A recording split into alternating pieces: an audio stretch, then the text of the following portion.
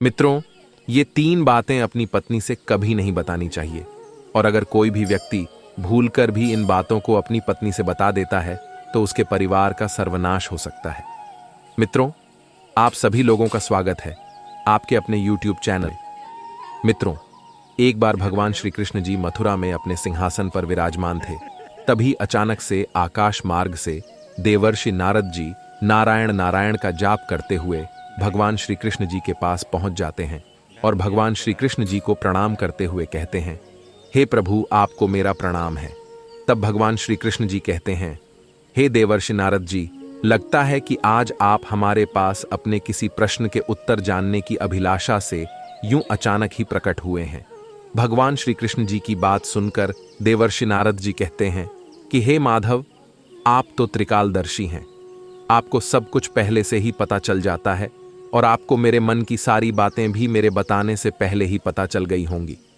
तब भगवान श्री कृष्ण जी देवर्षि नारद जी से कहते हैं, हे देवर्षि नारद, हम आपके मन की व्यथा को अच्छी तरह से जानते हैं। आप निश्चिंत होकर अपने सभी प्रश्नों को पूछिए, हम आपको आपके सभी प्रश्नों के उत्तर अवश्य देंगे। फिर देवर्षि नारद जी कहते हैं, हे प्रभु, मेरे मन में आज यह प्रश्न उठ रहा है कि वे कौन सी 3 बातें हैं जिन्हें भूलकर भी किसी स्त्री को नहीं बताना चाहिए।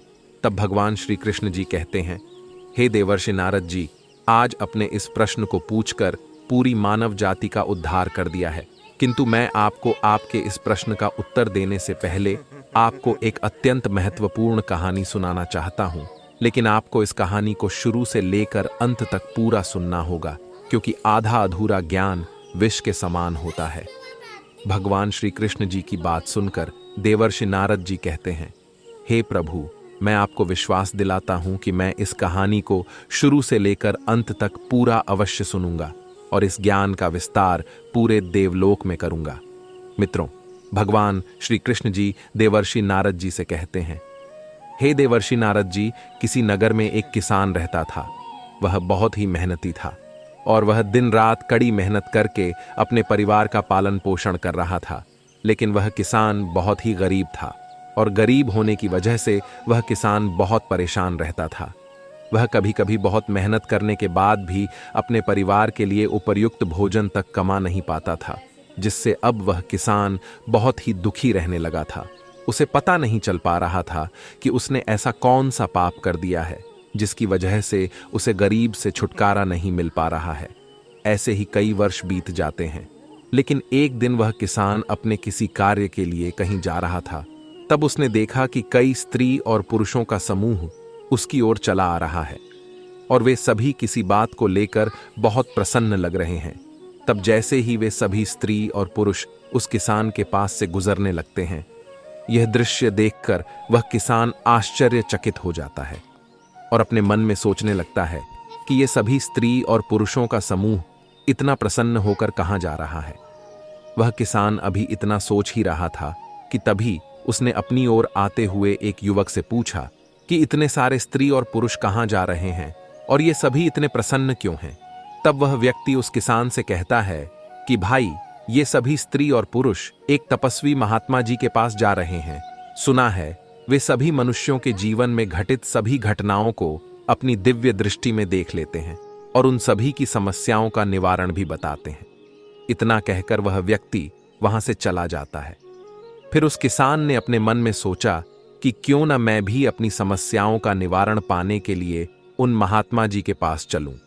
थोड़ी देर बाद वह किसान भी उन सभी के पीछे पीछे चलने लगा और कुछ दूर चलने के बाद वह किसान उन महात्मा जी के पास पहुंच जाता है तो वह देखता है कि वे महात्मा जी एक स्थान पर आसन लगाकर बैठे हुए हैं और उनके पास बहुत सारे व्यक्ति खड़े हुए हैं।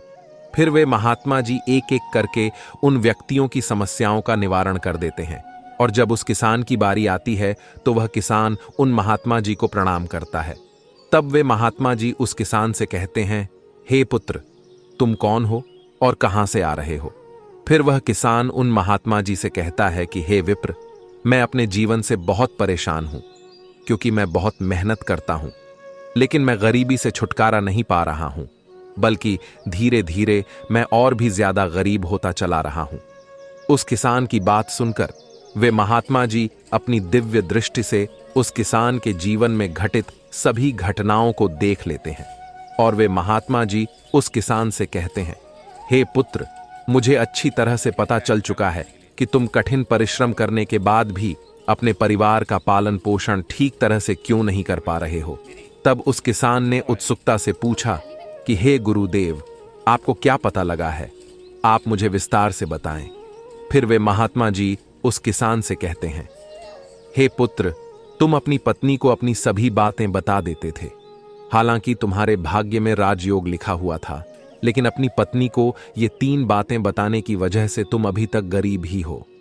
उन महात्मा जी की बात को सुनकर वह किसान महात्मा जी से कहता है, हे गुरुदेव, आप मुझे यह बताने का कष्ट करें कि वे कौन सी 3 बातें हैं जिन्हें अपनी पत्नी को नहीं बतानी चाहिए।